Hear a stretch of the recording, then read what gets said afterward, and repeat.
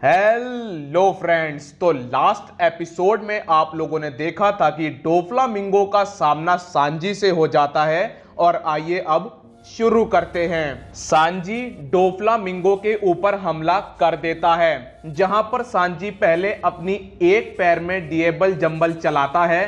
अब वो करता क्या है कि वो अपने दूसरे पैर में भी आग लगा देता है और अब वो दोनों पैर से डोफ्लामिंगो के ऊपर हमला कर रहा होता है। लेकिन डोफ्लामिंगो अपने स्ट्रिंग अटैक का यूज करता है और वो सांजी का खून निकाल देता है, जिस वजह से सांजी नीचे गिर रहा होता है।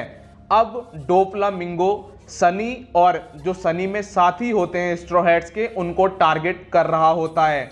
सांजी को अपने दोस्त की चिल्लाने की आवाज आती है, तो वो फिर दोबारा मैदान में आता है और डोफ्लामिंगो के ऊपर हमला कर देता है। लेकिन इस बार डोफ्लामिंगो क्या करता है, वो सांजी को अपने जो स्ट्रिंग वेब होता है उसमें फंसा लेता है और उस पे ओवरहीट नाम का हमला करने वाला होता है। लेकिन तभी लॉ अपने रूम का यूज करता है और वो सांजी को बचा लेता है। अब सांजी, सीजर क्लाउन और लॉ ये तीनों सनी पर पहुंच जाते हैं, जहां पर लॉ बोलता है, ब्लैकफुट ये बताओ स्माइली वाली जो फैक्ट्री है उसे डिस्ट्रॉय करने का काम कहां तक पहुंचा। सांजी बोलता है, फ्रैंकी ने उस फैक्ट्री को ढूंढ निकाला है, लेकिन उसे तबाह करना इतना आसान नहीं है। जिसके बाद लॉ बोलता है, इसका मतलब अभी हमें और समय चाहिए। अब क्या होता है, लॉ नामी से बोलता है कि तुम लोग जो मैंने विवरी कार्ड दिया था जू का, उसका यूज करो और जू की तरफ निकल जाओ। लेकिन ब्रुक बोलता है कि लूफी और हमारे बाकी साथियों का क्या होगा। लॉ बोलता है कि तुम उनकी चिंता मत करो, हमें बस यहां पर फैक्ट्री को तबाह करना है और हम सब तुम्हारे पास आ जाएंगे। इधर हमें दिखाया जाता है दोस्तों, जो फुजीतोरा होता है वो अपनी पावर का यूज करता है और जो नेवी की वॉरशिप होती है वो सीधा सनी के सामने लगा देता है। पहले वो अपनी कैनन से हमला करता है, फिर वो अपने मीटियोर अटैक से भी लूफी लोगों के ऊपर हमला कर देता है, मतलब सांजी लोगों के ऊपर। सांजी बोलता है लॉ से, तुमने तो बोला था कि यहाँ पर थोड़ा सा काम है, लेकिन तुम्हें नहीं लगता कि तुम डोफ्लामिंगो के लिए कुछ ज्यादा ही परेशान हो। इसके बाद हमें दिखाया जाता है कि फुजीतोरा बोलता है अपने साथियों से कि ड्रेस रोजा वापस चलो, वॉर शुरू होने वाली है। नामी निकलने की पूरी तैयारी कर लेती है। इधर जो डोफ्लामिंगो होता है वो अपने ओवरहीट अटैक का यूज करता है, लेकिन लॉ ओवरहीट अटैक को अपनी स्वॉर्ड के ऊपर ले लेता है। इसके बाद लॉ नामी से बोलता है कि नामी सुनो, तुम शिप को खुले समुद्र में ले जाओ जहां पर एक भी बादल ना हो, क्योंकि डोफ्लामिंगो एक स्टिंग फ्रूट यूजर है और ये अपने तार बादलों में फंसा के आगे बढ़ सकता है दोस्तों, मतलब मूव कर सकता है। तो अब क्या होता है, चॉपर कूडो बस्ट को तैयार करता है और ये लोग वहां से निकल जाते हैं।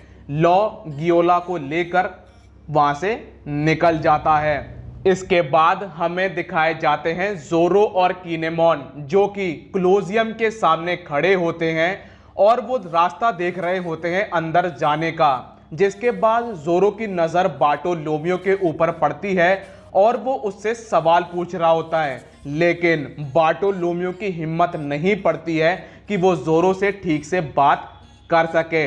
इसके बाद हमें दिखाई जाती है रेबेका। रेबेका मैदान में धूम मचा रही होती है, अपने आप को डिफेंड कर रही होती है और वो अपने प्रतिद्वंदियों को मैदान से बाहर भी निकाल रही होती है। इसके बाद हमें दिखाए जाते हैं सांजी लोग, जहां पर सांजी फ्रैंकी को फोन करता है और उन्हें बताता है कि हम लोग कैसे बाल बाल बचे हैं नेवी और डोफ्लामिंगो से। तो सांजी बोलता है कि हम लोग तो यहां से निकल रहे हैं, तुम लोग अपना ध्यान रखना। फ्रैंकी बोलता है कि लूफी और लॉ कहां हैं, जिसके बाद सांजी बताता है कि जोरो और किनेमोन गए हैं लूफी को बताने के लिए कि क्या हो रहा है, और लॉ उसको नहीं पता होता है कि लॉ कहां पर गया। लॉ गियोला को लेकर ब्रिज पे खड़ा होता है और फिर उसके सामने आता है डोफ्लामिंगो। जहां पर डोफ्लामिंगो बोलता है कि मुझे समझ नहीं आया, तुमने आधे स्ट्रॉ हैट्स को जाने दिया और आधे स्ट्रॉ हैट्स ड्रेस रोजा में हैं। अगर मैंने ड्रेस रोजा वाले स्ट्रॉ हैट्स को बंदी बना लिया तो इन लोगों को वापस आना होगा और सीजर को लौटाना भी होगा। लॉ बोलता है कि सुनो, जब मैंने स्ट्रॉ हैट्स से हाथ मिलाया था तो मेरा एम था कि मैं बस फैक्ट्री को तबाह करूंगा, लेकिन मैं ये बात जानता हूं कि शायद मैं तुम्हें ना मार पाऊं, लेकिन जब काइडो को ये बात पता पड़ेगी कि तुम्हारे पास अब स्माइलीज नहीं है तो वो तुम्हें जान से मार देगा। डोफ्लामिंगो बोलता है कि ओ, तो तुम अपने आप को सैक्रिफाइस करना चाहते हो मुझे मारने के लिए। लॉ बोलता है कि शायद 13 साल पहले जो तुमने मेरे साथ किया था तुम्हें उसकी कीमत चुकानी पड़ेगी। डोफ्लामिंगो बोलता है, लॉ तुम जानते हो हम कैसी फैमिली हैं। यहाँ पर ग्योला बोलती है कि मास्टर बिल्कुल सही बोल रहे हैं, मैं अपने आप को उनके लिए सैक्रिफाइस कर सकती हूँ। लॉ अपना शैम्बल्स यूज करता है और उसे दूर फेंक देता है और वो ग्योला से बोलता है कि जितनी दूर हो सके उतनी दूर भाग जाओ। इधर डोफ्लामिंगो भी बोलता है ग्योला से, मुझे तुम्हारी कोई ज़रूरत नहीं है, यहाँ पे भाग जाओ, और वो यहाँ से भाग जाती है।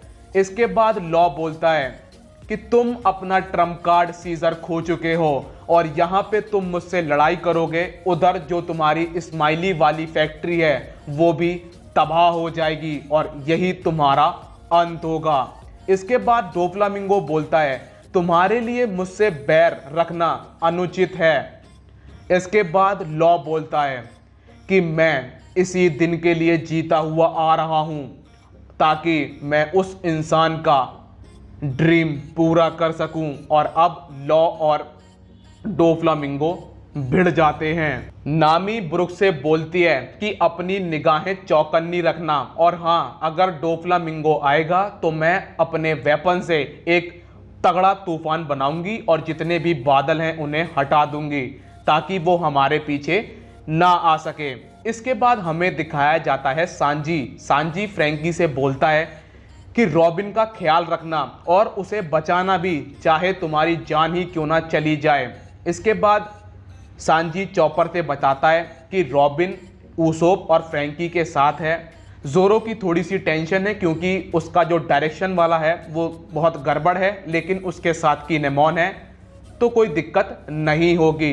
इसके बाद सांजी जाता है मोमो के पास और मोमो होता है खौफ में क्योंकि उसने डोफ्लामिंगो का वो वाला रूप देखा है जो मुश्किल से ही किसी ने देखा होगा, जहां पर डोफ्लामिंगो एक ग्लैडिएटर को पकड़ता है और उससे बोलता है कि क्या भाई तुम लोग कैसे लड़ रहे हो, ना तुम लोगों का खून बह रहा है ना लोग एंटरटेन हो रहे हैं, ऐसे लड़ाई नहीं होगी, खून बहना चाहिए ताकि लोगों को मजा आए। और डोफ्लामिंगो का ये रूप देखकर मोमो घबरा जाता है। इसके बाद हमें दिखाया जाता है कि आखिरकार सांजी सनी के पास कैसे पहुंचा था। तो वॉयलेट बताती है कि मैंने गवर्नमेंट से बात कर ली है, मेरे साथी भी समुद्र के पास खड़े होंगे, मैं आराम से बच जाऊंगी, तो तुम मेरी टेंशन मत लो, तुम अपने दोस्तों की चिंता करो।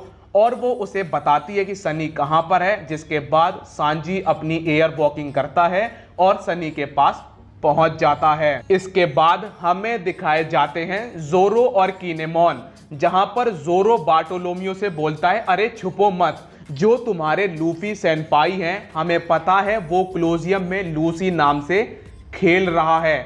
जिसके बाद बार्टोलोमियो बोलता है कि क्या आप मुझे अपना ऑटोग्राफ दे सकते हो। जोरो बोलता है क्या। बार्टोलोमियो बोलता है कि अगर मैं लूफी को यहां पर लेके आऊं तो क्या आप मुझे अपना ऑटोग्राफ दोगे। जोरो बोलता है कि बिल्कुल, जाओ लूफी को लेके आओ और मैं तुम्हें अपना ऑटोग्राफ दूंगा। अब बार्टोलोमियो भागता हुआ जाता है। फिर हमें ब्लॉक डी का मैच दिखाया जाता है जहां पर सुलेमान बढ़िया लड़ रहा होता है, कवेंडिस भी बढ़िया लड़ रहा होता है, और इसके बाद हमें दिखाया जाता है रोलिंग लोगन जो अपने ओपोनेंट को रोलिंग करके ही मार रहा होता है। इधर रेबेका भी अच्छा लड़ रही होती है, वो किसी को भी नहीं मारती है, इवन वो किसी को छोटा सा घाव भी नहीं देती है, वो बस अपने आप को डिफेंड कर रही होती है और अपने ओपोनेंट को रिंग से बाहर गिरा रही होती है। इसके बाद रेबेका का सामना हो जाता है रोलिंग लोगन से। बार्टोलोमियो लूफी को ढूंढ रहा होता है और वो आशा भी कर रहा होता है कि कहीं लूफी एकदम से मेरे सामने ना आ जाए, क्योंकि अगर ऐसा होगा तो मैं उनसे बात नहीं कर पाऊंगा और शायद मेरा दिल भी फट जाए। वो बहुत ज़्यादा ये भी सोच के खुश हो रहा होता है कि अगर लूफी यहाँ पर है तो मुझे उसके पूरे क्रू से मिलने का मौका मिलेगा। अब बार्टोलोमियो एक ऐसे कमरे में पहुंच जाता है जहां पर सारे जो घायल योद्धा होते हैं उनका ट्रीटमेंट हो रहा होता है। तो वहां पर एक कर्मचारी बार्टोलोमियो से बोलता है कि आप यहां से चले जाओ, मैं नहीं चाहता हूं कि यहां पर कोई विवाद हो। तो बार्टोलोमियो वहां से चला जाता है। इसके बाद क्या होता है, एक कर्मचारी से साय बोलता है कि मेरे दादाजी कहाँ हैं, वो अंदर अपना इलाज कराने के लिए गए थे लेकिन वो अभी तक वापस नहीं आए हैं। क्या वो मर गए? वैसे तो वो मजबूत इंसान है लेकिन वो थोड़े बुढ़े भी हो गए हैं। वो कर्मचारी बोलता है कि अरे वो अपना इलाज करा के थोड़ी देर में बाहर आने वाले हैं। अब साय अपना इलाज कराने जाता है, जहां पर दोस्तों क्या होता है कि उसे लेटाते हैं और एक दरवाजा खुलता है, जिसके बाद वो अंडरग्राउंड पहुंच जाता है जहां पर उसे दादाजी मिलते हैं, एलिजाबेलो, मतलब जितने भी हारे हुए सोल्जर्स होते हैं वो सब उसे वहां पर गार्बेज होता है वहीं पर मिलते हैं। रेबेका का सामना हो जाता है रोलिंग लोगन से। इधर लूफी भी मैच बहुत ध्यान से देख रहा होता है और वो ये बात नहीं समझ पाता है कि रेबेका इतनी अच्छी है फिर भी जो लोग वहां पर बैठे हैं वो उससे इतनी नफरत क्यों कर रहे हैं।